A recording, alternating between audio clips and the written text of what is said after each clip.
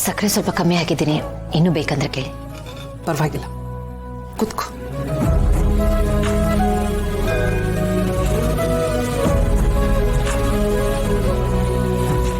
ನೀನೀಗಲೂ ಓದೋ ಅಭ್ಯಾಸ ಇಟ್ಕೊಂಡಿದೀಯಾ? ಹಾ ಅತ್ತೆ, ಓದೋ ಅಭ್ಯಾಸ ಒಂದ್ಸಲ ಹತ್ತಿದ್ರೆ ಎಲ್ಲಿ ಬಿಡೋದಕ್ಕಾಗತ್ತೆ? ನಿಜ. ಕೆಟ್ಟ ಅಭ್ಯಾಸದ ಹಾಗೆ ಒಳ್ಳೆಯ ಅಭ್ಯಾಸನೂ ನಮ್ಮನ್ನಷ್ಟು ಸುಲಭವಾಗಿ ಬಿಟ್ಟೋಗಲ್ಲ. ಎಲ್ಲ ನಾವು ರೂಢಿಸ್ಕೊಂಡ ಹಾಗೆ. ದಿನಕ್ಕೊಂದು 10 ಪೇಜ್ ಅಂತೂ ಓದಲೇಬೇಕು. ಬುಕ್ಸು ನನಗೆ ಬೆಸ್ಟ್ ಫ್ರೆಂಡ್ ಇದ್ದ ಹಾಗೆ. ನೀವೀಗ ಎಲ್ಲಿದ್ದೀರತ್ತೆ? ಆನಂದ್ ಮನೇಲಿದ್ದೀನಿ. ಆನಂದ್ ಅವ್ರ ಮನೆಲ್ಲ? ಹೌದಮ್ಮ. ಏನ್ ಮಾಡೋದು, ಗುಂಡು ಅಂತೂ ಕೆಲಸದ ಮೇಲೆ ಹೊರಗಡೆ ಹೋಗ್ತಿರ್ತಾನೆ. ನನ್ನನ್ನು ನೋಡ್ಕೊಳ್ಳೋರು ಯಾರು? ಕಷ್ಟ ಆಗುತ್ತಲ್ವಾ. ಅದಕ್ಕೆ ತೊಂದರೆ ಆಗಬಾರ್ದು ಅಂತ ನನ್ನನ್ನು ಆನಂದ್ ಮನೇಲಿ ಬಿಟ್ಟಿದ್ದಾನೆ. ಆಗಾಗ ಬಂದು ನನ್ನ ಆರೋಗ್ಯನ ವಿಚಾರಿಸ್ಕೊಂಡು ಹೋಗ್ತಾನೆ.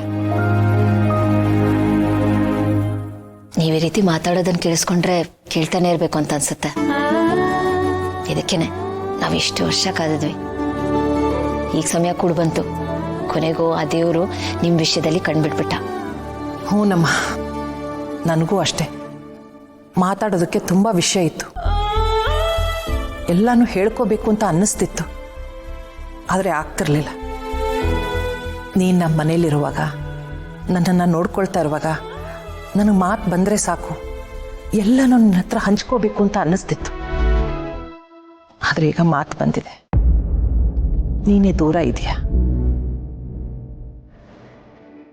ಬೇಕಾದಾಗ ಕೈಗೆ ಸಿಗಲ್ಲ. ಎಷ್ಟು ವಿಚಿತ್ರ ಅಲ್ವಾ.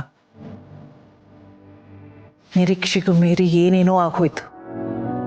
ನೀನು ಗುಂಡು ಎಷ್ಟು ಚೆನ್ನಾಗಿದ್ರಿ. ಆದರೆ ಈಗ ಎಲ್ಲರನ್ನೂ ಬಿಟ್ಟು ಹೀಗೆ ಒಂಟಿಯಾಗಿ ಬದುಕ್ತಾ ಇದೆಯಲ್ಲ. ಏನು ನಿನ್ನ ಸಮಸ್ಯೆ? ಗಂಡ, ಅತ್ತೆ, ಅಪ್ಪ, ಅಮ್ಮ, ತಮ್ಮ, ತಂಗಿ ಯಾರಂದ್ರೆ ಯಾರೂ ನೆನಪಾಗ್ತಿಲ್ವಾ ನಿನಗೆ?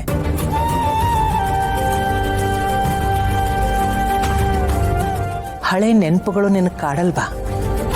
ನಮ್ಮೆಲ್ಲರ ಜೊತೆ ಇರಬೇಕು ಅಂತ ನಿನಗೆ ಅನ್ಸಲ್ವಾ? ಹೇಳು ಭೂಮಿಕಾ, ಯಾಕೆ ಹೀಗಿದೆಯಾ?